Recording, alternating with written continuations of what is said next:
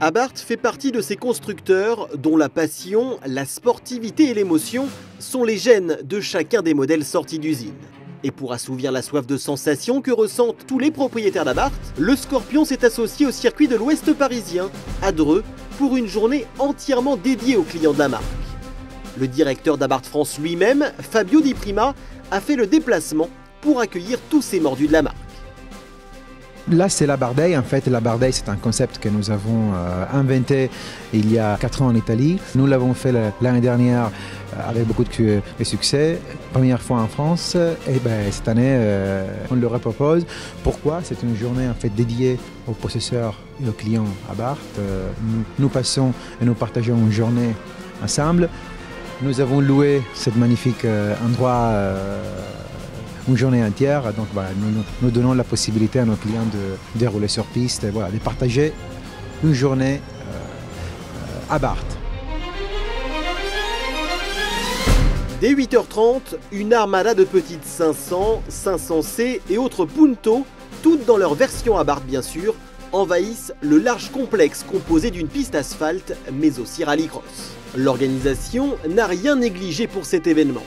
Ainsi, leur partenaire Neuboer assure l'assistance technique, tandis que le Milano Racing met à disposition plusieurs Assetto Corse, des modèles préparés pour la compétition.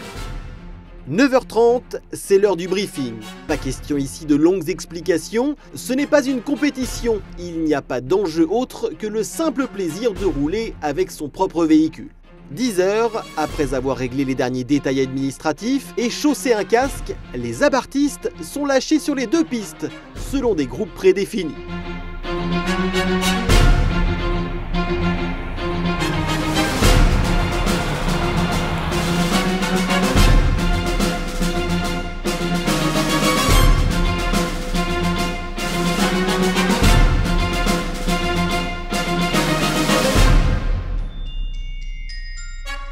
L'heure du déjeuner arrive bien vite et les participants vont découvrir une belle surprise puisqu'Abarth France a déplacé pour l'occasion les tout derniers modèles sortis des usines Abarth.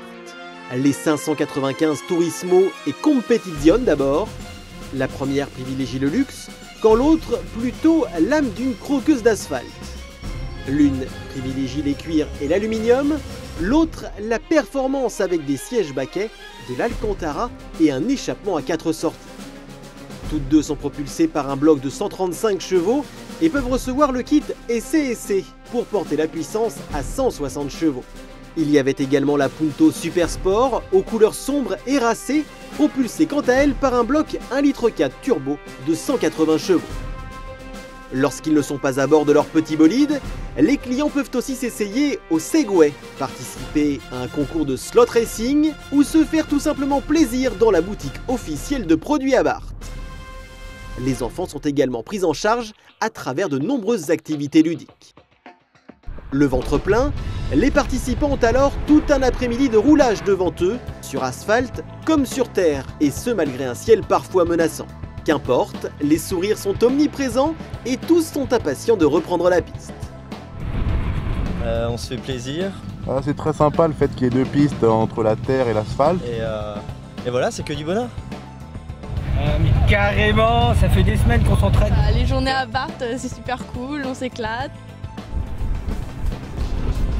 Pour autant, lorsque sonne la fin de cette journée inoubliable, aucun bobo mécanique sérieux n'est à déclarer et la pluie n'aura que taquiné les quelques 280 personnes présentes sur le site à bord d'une centaine de véhicules frappés du Scorpion, toute époque confondue.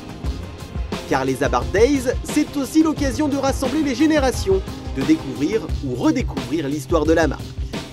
Puis ce qui est bien ici, c'est que il y a aussi donc des gens qui viennent avec des anciennes ou des voitures plutôt rares, et donc c'est de faire partager dans les 2 sens, c'est-à-dire que les collectionneurs d'anciennes ne sont pas forcément toujours très sensibles aux voitures modernes, et en venant ici ils s'aperçoivent que une Abarth d'aujourd'hui c'est pas mal, c'est assez sympa, et à l'inverse les gens qui roulent en Abarth moderne qui n'ont pas forcément une culture de la marque et de l'histoire de la marque s'aperçoivent qu'une 500 ou une 600 ou une Auto Bianchi à 112 ou autre chose, parce qu'il y a eu plein de dérivations en Abarth, même sur d'autres marques d'ailleurs, c'est quelque chose de très très rigolo.